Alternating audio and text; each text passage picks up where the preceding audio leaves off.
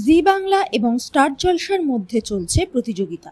একের পর এক আসছে নতুন সিরিয়াল, বিদায় নিচ্ছে পুরনো ধারাবাহিকগুলো। তবে সব নতুন সিরিয়াল দর্শকদের মনে জায়গা করে নিতে পারছে না।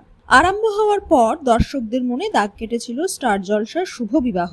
টিআরপিও খারাপ ছিল না, তবুও আরো ভালো টিআরপি পাওয়ার আশায় সময় পরিবর্তন করে শুভ বিবাহর স্লটে নতুন প্রজেক্ট এনেছিল জলসা কর্তৃপক্ষ।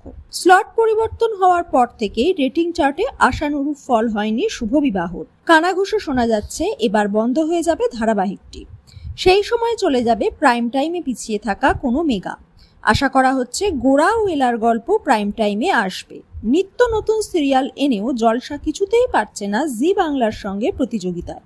দর্শকদের ক্যালকুলেশনও মিলে যাচ্ছে। শুরুর প্রথম থেকেই বোঝা যাচ্ছিল জনপ্রিয় কাস্টিং হলেও সময়ের জন্যই ভালো টিআরপি পাবে না ভোলে বাবা পার করেগা। সিরিয়ালটি প্রাইম টাইমে বা কোনো উপযুক্ত সময় এলে যথেষ্ট ভালো টিআরপি পেত।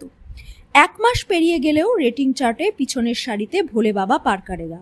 কাস্টিং জনপ্রিয় হলেও প্রতিপক্ষ চ্যানেলের থেকে অনেকটাই পিছিয়ে। তবুও হতাশ নয় তারা, মনে করছেন খুব তাড়াতাড়ি রেটিং চার্টে এগিয়ে আসবে ধারাবাহিকটি। এর আগেও তারকাখচিত সিরিয়াল ভালো ফল করতে না পারায় মাত্র কয়েক মাসেই বন্ধ হয়ে গেছে। টিআরপি যদি একান্তই না থাকে তাহলে হয়তো বন্ধ হয়ে যেতে পারে ভোলে বাবা পার করেগা, কিংবা সময় পরিবর্তনও হতে পারে। টিআরপি না থাকলে হয়তো রাতের স্লটে চলে যেতে পারে নীল মধুমিতার জুটি।